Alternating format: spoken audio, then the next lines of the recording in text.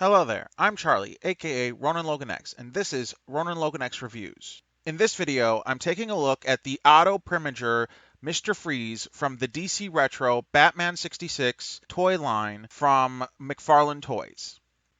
Now, I really love the Batman 66 series, and I've really been enjoying this toy line. However, this figure falls a little short for me. It's still cool, but I have some major issues with it. So let's get into it. The articulation in this figure is pretty much the same as all of the others of this line. So there's not much to report there. There's still that issue of the baked into position feet to where you can't put them in any other stance other than just that perfect spot that will make them stand, and that's it, which renders the leg articulation moot.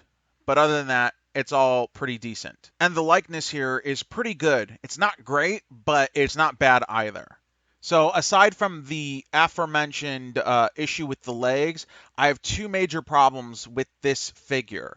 The first is that his jumpsuit just doesn't look right. And what I mean by that is that the color looks off. Instead of being a nice pale blue, it looks mint green to me, which is just off.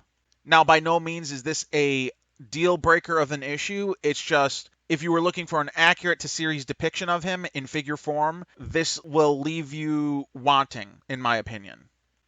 As for my other big issue with this figure, it's in regards to the accessories, of which he only gets the onomatopoeia battle effects. I don't have an issue with those per se. It's more of a lack of a very specific accessory that should be included with this character, in my opinion. And that accessory is his freeze gun. Now, this hasn't been a very accessory heavy toy line, but Mr. Freeze isn't like a character like, say, Penguin, where the lack of his umbrella is unfortunate, but it doesn't take away from the character. Mr. Freeze needs his freeze gun. That's kind of the character's whole shtick. So for that to be missing is a glaring omission to any figure of this character. Unfortunately, I don't see this issue being rectified in any future figure releases, as I believe DC has placed a mandate on toy companies which bars them from packaging any DC characters with toy guns as accessories. This mandate doesn't make much sense to me considering the fantastic nature of DC Comics and the characters who exist within them, but I don't see it being changed anytime soon.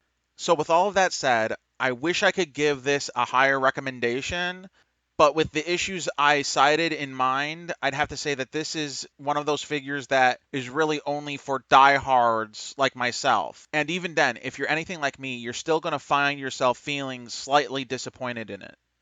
I hope you have enjoyed this video and you have found it helpful and informative in any decisions you might have regarding the purchase of this figure. If you have enjoyed this video, please leave a like, please comment, please subscribe, and ring that bell icon if you would like to be notified about any of my future videos.